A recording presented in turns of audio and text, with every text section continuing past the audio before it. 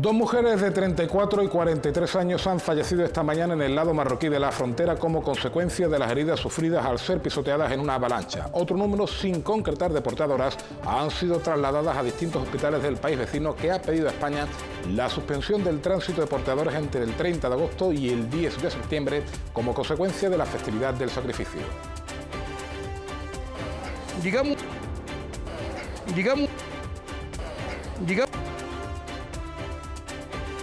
El contrato de saneamiento de Acensa vuelve a estar en el ojo del huracán tras las declaraciones de la portavoz accidental del Gobierno, consejera de Presidencia y Relaciones Institucionales, María Isabel Deu, quien afirmó el pasado viernes que el mencionado contrato seguiría siendo de algo más de 8 millones. El Movimiento por la Dignidad y la Ciudadanía exige una corrección o advierte acudirá a los tribunales. Y a su vuelta de la manifestación del sábado por las calles de la ciudad condal, el presidente de la ciudad, Juan Vivas, considera que el acto cumplió su objetivo de mostrar solidaridad con las víctimas y unidad frente a la barbarie terrorista. Asimismo, Vivas ha valorado la cooperación internacional como absolutamente fundamental para afrontar el terrorismo. Atentos, por cierto, a lo que dice sobre el control de las mezquitas el presidente de la comunidad islámica al-Buhari, Abselan Hamadi. Digamos un imam español. Bien, ¿dónde van a dar clase? ¿Dónde se va a formar? ¿En España? ¿O se formaría con los que tienen los intereses muy arraigados o grandes intereses con España, que sería Arabia Saudita? Entonces es la pescadilla que se muerde la cola. Por lo tanto, creo que el único país hoy por hoy en el mundo que es sunita es Marruecos. Buenas noches, sean bienvenidos al informativo de Ceuta Televisión. Estas que han visto son algunas de las noticias más importantes ocurridas a lo largo de este lunes 28 de agosto. El resto se las contamos a continuación. Comenzamos.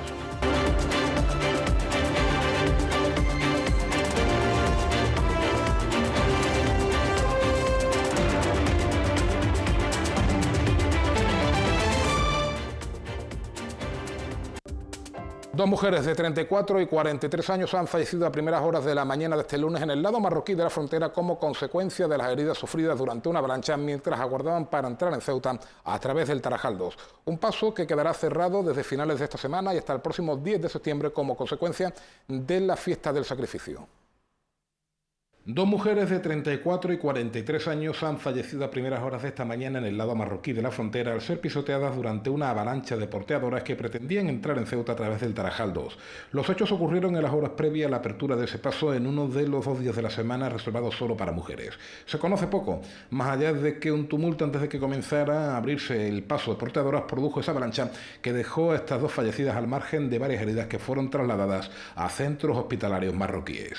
La actividad comercial se reanudó hasta el punto de que 1.700 mujeres, según estimaciones de la delegación del Gobierno, entraron a través del Tarajal 2 para realizar sus compras, lo que motivó largas esperas y colas que llegaron hasta la iglesia de la Almadraba. Por otra parte, el tránsito de porteadores quedará interrumpido entre el 30 de agosto y el 10 de septiembre. En esta ocasión, a petición de Marruecos, informa delegación del Gobierno ante la celebración de la festividad del sacrificio. El Sindicato Médico de Ceuta ha vuelto a alertar de una situación problemática en el centro de salud del Tarajal. Si la semana pasada denunciaban la amenaza de muerte sufrida por un facultativo, esta es la situación que hace escasos minutos vivía la zona, donde se puede apreciar la congestión y el tapón producido por los mal llamados coches pateras. ¿Cómo van a poder realizar los avisos a domicilio? ¿Cómo van a poder llegar los pacientes?, pregunta el sindicato.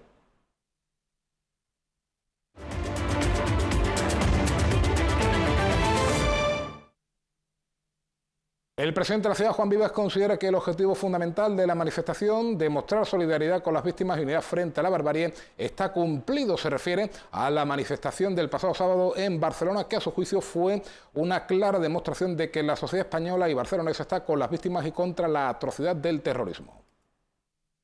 Fue una clara demostración de que la sociedad española y barcelonesa y catalana en particular estamos con las víctimas y contra esa atrocidad del terrorismo que no tiene ideología, religión ni connotación, al margen de significar la perversión de la condición humana, al margen de significar una verdadera aberración que no respeta el derecho a la vida, a los sentimientos de las personas, los derechos más fundamentales. Son palabras del presidente de la ciudad autónoma. El terrorismo es la materialización más dramática, sangrante y repulsiva del fanatismo y del odio, ha agregado. Completan el mensaje lanzado desde las calles de Barcelona el abrazo solidario a las víctimas, algunas todavía en el hospital en situación grave y crítica, y la imagen de unidad transmitida al mundo.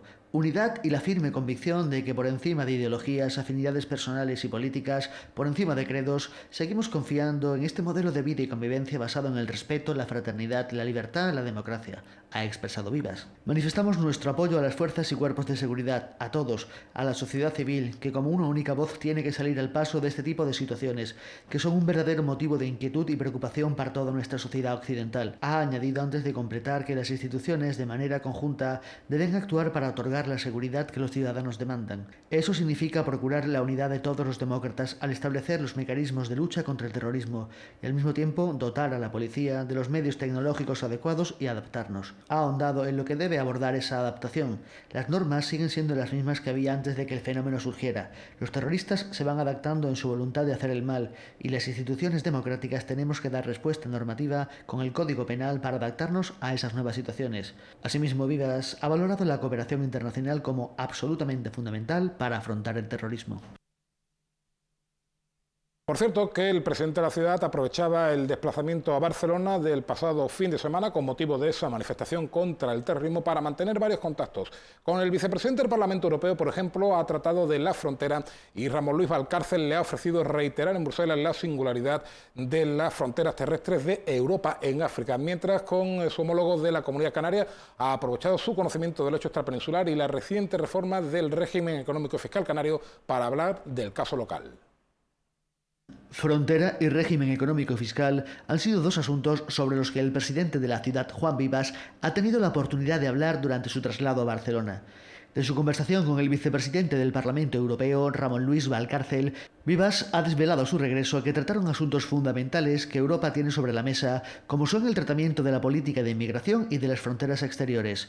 Si hay una frontera exterior en España y Europa distinta a las demás, son las de Ceuta y Melilla. Ha considerado Vivas, antes de explicar las muchas razones de esa distinción, que van más allá de las peculiaridades físicas y geográficas, pues entre los fundamentos que avalan esa afirmación están la excepción al Tratado Schengen, que singulariza ambos pasos, y los importantes servicios que prestan al conjunto de España y Europa. Esto es conocido en Europa, en el Parlamento Europeo, en la Comisión Europea, pero aproveché para ponerlo nuevamente en evidencia y recibí el ofrecimiento de ir a contarlo. Ha desvelado el presidente del Gobierno de Ceuta, quien ha avanzado que una actuación en ese sentido será siempre de manera coordinada con el Ejecutivo de España, que hace el mismo ejercicio. El objetivo, reiterar, insistir, profundizar en ese planteamiento de las peculiaridades que concurren en las fronteras terrestres de Europa en África. Asuntos de interés prioritario para el país y para la Unión y que, como tales, ha completado Juan Vivas, deben ser abordadas desde el punto de vista de las estrategias, decisiones y el esfuerzo. Con Fernando Clavijo, el presidente de Canarias, conversó en la capital catalana. En este caso, la conversación giró en torno al régimen económico y fiscal canario, a cuenta del nexo entre ambas autonomías, que significa su compartida situación extrapeninsular, y al hilo también de que el régimen económico y fiscal canario ha sido reformado en fechas recientes. Dado que el Gobierno de España y el de Ceuta se han marcado para esta legislatura hacer lo propio con el de Ceuta, Vivas departió con Clavijo sobre este tema y en concreto sobre la pretendida mejora de los incentivos fiscales del IRPF y el impuesto de sociedades, a objeto de conocer la experiencia de Canarias. Banco de Alimentos ha programado su gran recogida anual de víveres para los 3 primeros días de diciembre. Así lo ha desvelado el presidente de esta entidad en Ceuta, Pedro Mariscal, a Ceuta Televisión en una entrevista con motivo de la concesión de la Medalla de la Autonomía a esa entidad. En los primeros y más voraces momentos de la crisis económica, un grupo de personas decidió en Ceuta impulsar la creación del Banco de Alimentos, un gran almacén de víveres con el que surtir a las distintas cáritas parroquiales. Integrada en la Federación Española de Bancos de Alimentos, la delegación ceutí se ha caracterizado desde entonces por ser una de las más activas en el territorio nacional, hasta el punto de que año tras año Ceuta encabeza los registros en la gran recogida en proporción al número de kilos recogidos y a los habitantes. Para este año, además, la fecha ya está escogida en los 3 primeros días de diciembre, tal y como cuenta el presidente del Banco de Alimentos, Pedro Mariscal. Y ya estamos empezando, empezamos en el mes de marzo más o menos a trabajar ya con la gran recogida, pero ahora ya a partir de septiembre ya empezamos fuerte.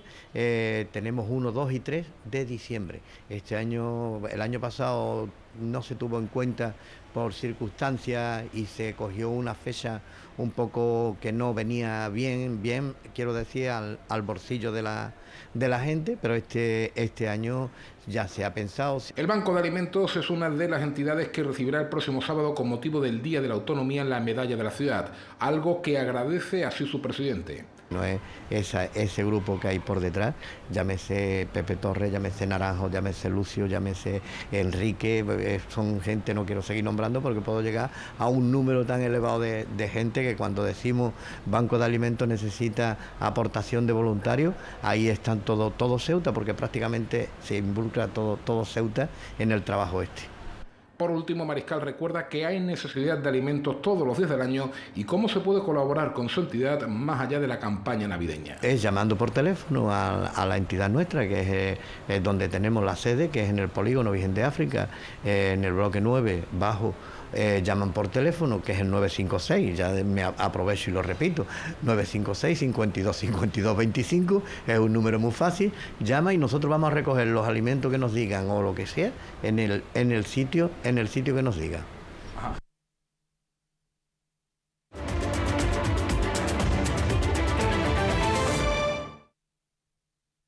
El Movimiento por la Dignidad y la Ciudadanía exigirá la corrección de contrato de saneamiento en el Consejo de Administración de ACEMSA, después de que la portavoz accidental del Gobierno anunciara el pasado viernes que iba a seguir siendo de 8.060.000 euros, porque de ese modo se iban a llevar a cabo el doble de actuaciones. Si no se produjera la corrección, el MDIC advierte acudiría al juzgado en defensa de los intereses de los ceutíes, ya que opinan que el pliego es claro al indicar que el precio del contrato será aquel al que ascienda la adjudicación. Tras las absurdas declaraciones, como las califica MDIC, de la portavoz accidental del Gobierno, en las que aducía que el precio del contrato de mantenimiento de las redes de saneamiento adjudicado por ACEMSA iba a seguir siendo de 8.060.000 euros, porque de ese modo se iban a llevar a cabo el doble de actuaciones, el Movimiento por la Dignidad y la Ciudadanía va a exigir en el Consejo de Administración de la empresa municipal la corrección del precio del contrato tal y como indica el pliego de cláusulas administrativas particulares del mismo. La incomprensible explicación solo demuestra, a juicio de los localistas, el total desconocimiento de la legislación sobre contratación del sector público que tiene la portavoz accidental y que dejó en ridículo, dicen, una vez más al Gobierno. MDIC asegura que no va a permitir que se dilapiden cerca de 4 millones de euros de las arcas municipales para que un empresario logre un beneficio a costa de unas supuestas actuaciones que deben ahora inventarse para darle contenido. Además de que esa ilegal ampliación del contrato tras su adjudicación supone una modificación sustancial de las condiciones que convierte la adjudicación en nula según la jurisprudencia de los tribunales. El pliego de cláusulas administrativas particulares por el que se rige el contrato de servicio de mantenimiento de las redes señala en su cláusula octava, presupuesto base de licitación, que las proposiciones que se presenten superando el presupuesto base de licitación serán automáticamente desechadas. El precio del contrato será aquel que ascienda a la adjudicación que, como ha quedado indicado, en ningún caso superará el presupuesto base de licitación. La baja que pueda obtenerse como resultado de la adjudicación dará lugar, en su caso, a una baja proporcional de los importes en cada una de las anualidades previstas. El MDIC exigirá en el próximo Consejo de Administración la corrección del contrato tal y como se desprende de los pliegos administrativos del concurso, y si el gerente de la empresa vuelve a saltarse el mandato del Consejo de Administración, dicen, serán los juzgados los que le obliguen a cumplir la ley. El Partido Socialista ha compartido una reflexión días antes del inicio del curso político, marcado, como saben, en los primeros días de septiembre. Para el PSOE local, el panorama generado por el Partido Popular es desolador. Consideran que el gobierno de la ciudad no solo ha condenado las posibilidades de crecimiento de la ciudad, sino que además se enorgullece de ello, y juzgan que en los casi 2 años que quedan de periodo autonómico hasta las próximas elecciones, a buen seguro veremos un sprint final de abusos de un PP que sabe que recibirá una bofetada por parte del electorado. El responsable de política autonómica del PSOE de Ceuta, Gonzalo Sanz, ha querido hacer una reflexión justo a punto de iniciar el curso político tras el periodo estival, declarando que los años de Vivas al frente de la ciudad han mandado a la UBI a la economía ceutí.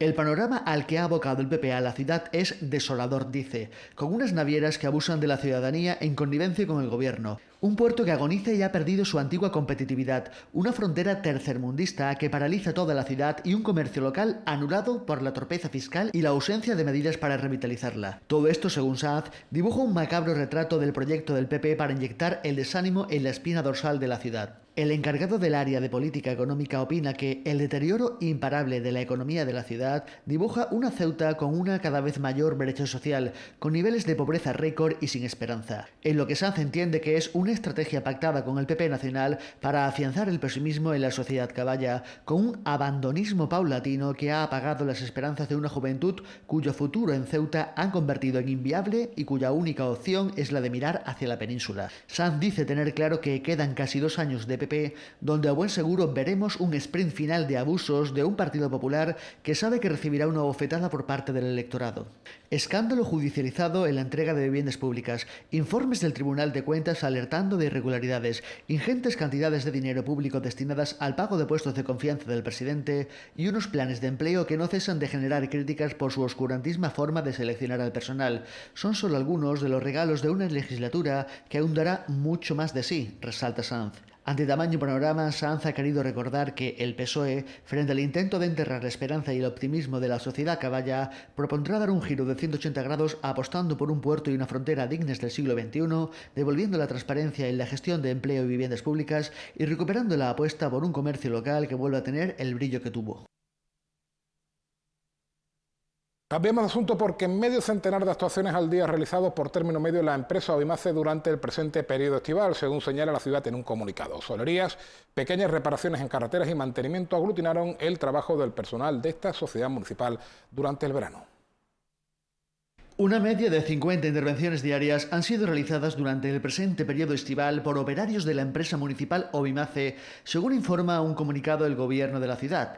El Ejecutivo explica que la mayoría de estas actuaciones se han concentrado en el mantenimiento de algunas vías o parte del mobiliario público. Concretamente hubo actuaciones como la creación de sendas rampas para el paso accesible de Loma Colmenar y Molina, donde Obimace además ha reparado las escaleras de la trasera de la calle Real 90.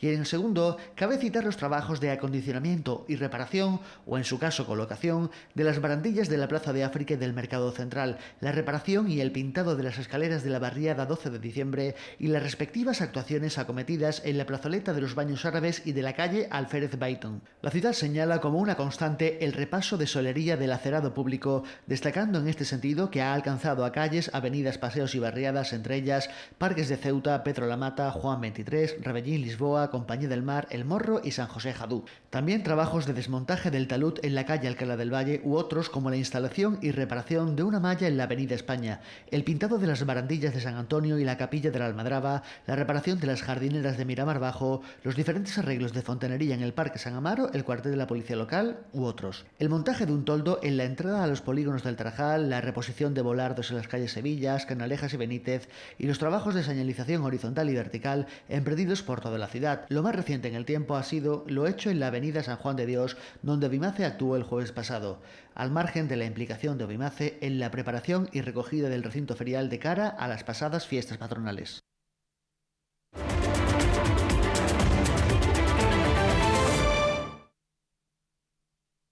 Marruecos debe asumir el control en las mezquitas de España y el rezo debe hacerse en castellano. Así lo afirma el ceutí Absalán Hamadi, presidente nacional de la Federación Islámica Al-Ándalus. Hamadi critica la influencia sobre la formación de los imanes de Arabia Saudí, a la par que define a Marruecos como el único país que hoy por hoy garantiza una enseñanza islámica compatible con la democracia.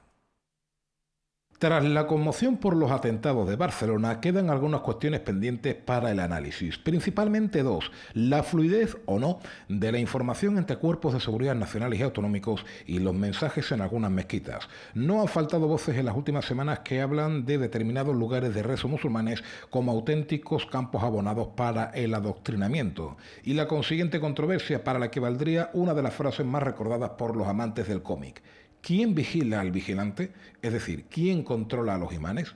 Absalán Hamadi es el presidente de la comunidad islámica Al-Bukhari. Eso en clave local. Ha sido elegido recientemente como presidente de la Federación Al-Ándalus de ámbito nacional. Y apuestan decididamente por que Marruecos sea quien controle el rezo en las mezquitas y la formación de los imanes. Es más, insta a los ministerios de Justicia e Interior a negociar con el país magrebí en esa línea. Uno de nuestros objetivos será eso. Yo lo creo que es absurdo porque, digamos, un imam español, bien, ¿dónde van a dar clase? ¿Dónde se va a formar? ¿En España? ¿O se formaría con los que tienen los intereses muy arraigados o grandes intereses con España, que sería Arabia Saudita. Entonces es la pescadilla que se muerde la cola. Por lo tanto, creo que el único país hoy por hoy en el mundo que es sunita es Marruecos. Sobre Mohamed VI, rey de Marruecos, pero también comendador de los creyentes, máxima figura religiosa del vecino país, Ahmadi no tiene problemas a la hora de elogiar su papel contra el extremismo. No existe la figura él mismo ya se quitó eso de la figura del comendador. Tenemos que mirar más a la coherencia que está demostrando el rey. Es el rey de Marruecos. Quieran o no quieran, o el Melik, como le quieren llamar, porque es que un dato curioso, en Marruecos le digo el rey, me dice, aquí en Marruecos no hay rey, entonces ¿qué tenéis? El Melik. Estas declaraciones se producen en la tarde del viernes durante la concentración contra los atentados de Barcelona en la Plaza de los Reyes. Una concentración que para Ahmadi es un éxito, dice, a pesar de anunciadas ausencias. Este es un acto maravilloso donde el pueblo de Ceuta ha mostrado su rechazo y su repulsa a los actos, no ya solo terroristas, sino criminales. Pese a que algunas asociaciones, organizaciones, no han querido venir aduciendo que daban libertad a no sé qué. Ellos temían de que esto fuera un éxito, como está siendo, y sus éxitos de máxima convocatoria queden eclipsados. Y estas imágenes que van a ver a continuación han costado una dimisión, concretamente la del vicario general de Ceuta, Juan José Mateos, que ha sido amonestado tras permitir la entrada en el santuario de la iglesia Santa María África de miembros de la comunidad hindú portando imágenes de una de las divinidades que veneran, el Ganesh. El vicario ha reconocido que estuvo mal, mientras que el obispado ha comunicado su profundo dolor por un hecho que califica de lamentable y que ha podido provocar escándalo en la comunidad cristiana a su juicio. Recordar que Mateos fue designado vicario en 2011 sustituyendo a Francisco Correro.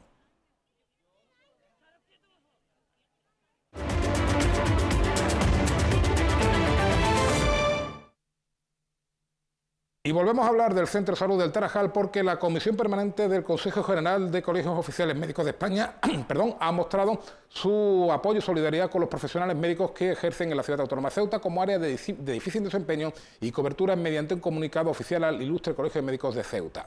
La Corporación Colegial también quiere hacer hincapié en la inexistencia de la acreditación oficial de la formación médica continuada. Por último, desea expresar su máxima repulsa y condena ante el último caso de amenaza de muerte a un médico, como decíamos, del Centro de Salud del Tarajal. La Comisión Permanente del Consejo General de Colegios Oficiales de Médicos de España ha trasladado un comunicado oficial al Ilustre Colegio Oficial de Médicos de Ceuta, manifestando su apoyo y solidaridad con los profesionales médicos que ejercen en la Ciudad Autónoma de Ceuta como área de difícil desempeño y cobertura, al igual que con sus pacientes, apoyo que hace extensible a la necesidad de implantación de acreditación oficial de la formación médica continuada realizada en dicha ciudad, instando a las autoridades sanitarias competentes a que adopten las medidas oportunas y necesarias que conduzcan a corregir esta situación singular en la ciudad autónoma, evitando el deterioro de la calidad asistencial y fomentando la cohesión y la equidad del Sistema Nacional de Salud. Desde el Colegio de Médicos de Ceuta se reconoce que aun existiendo ciertos lugares de nuestro país con dificultad para atraer laboralmente a facultativos, como las Islas Menores, ciertas áreas de Aragón o algunas regiones en la zona centro de España, las circunstancias singulares de Ceuta y Melilla, por su situación geográfica y como frontera sur de Europa, hacen aún más acuciante este problema, por lo que esta institución reitera la necesidad de implantar un plan de medidas que palien la realidad de ambas ciudades autónomas como áreas de difícil desempeño y cobertura en aras de la calidad asistencial. Además, la Corporación Colegial también quiere hacer hincapié en la inexistencia de acreditación oficial de la formación médica continuada, situación que también nos hermana, dicen, tristemente con Melilla y que supone un grave agravio comparativo con el resto del territorio nacional desde hace 6 años, por sus repercusiones en baremos o concursos o oposiciones y que hasta la fecha sigue sin solución. Por último, desea expresar su máxima repulsa y condena ante el último caso de amenaza de muerte a un médico del Centro de Salud del Tarajal, solidarizándose con él y con todos los profesionales que sufren la lacra de las agresiones contra el personal sanitario, y solicita de las administraciones una pronta y efectiva respuesta y colaboración eficaz para luchar contra este tipo de violencia. Las agresiones al personal sanitario son un hecho gravísimo que desmoraliza y repercute muy negativamente sobre los profesionales de la salud, así como sobre el propio sistema sanitario. Contra las agresiones, tolerancia cero.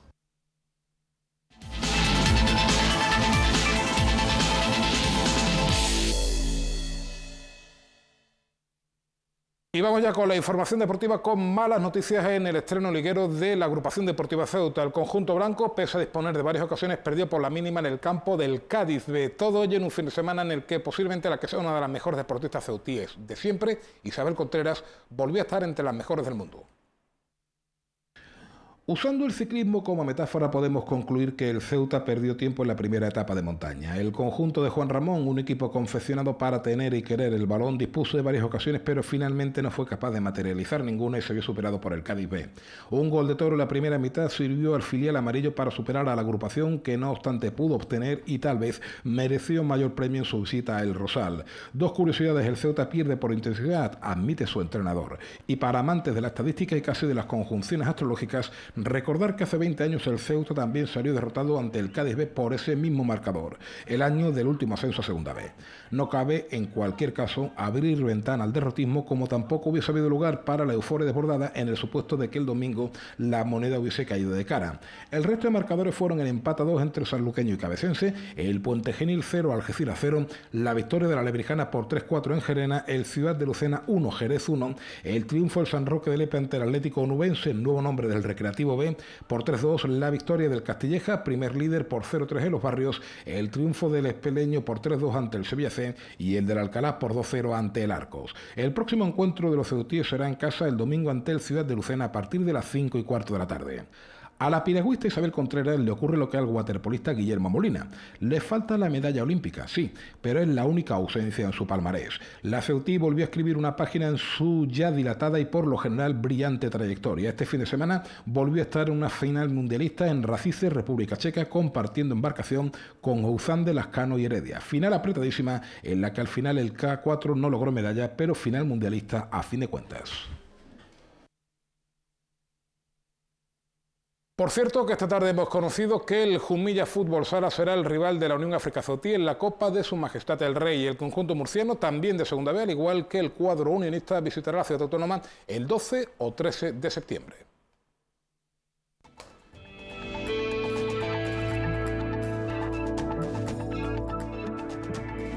Esta que ven es la previsión meteorológica para las próximas horas. Temperaturas, la mínima de 21, la máxima de 26. Los vientos comenzarán la jornada desde poniente, pero podrían variar a lo largo de la jornada. Cielos parcialmente cubiertos.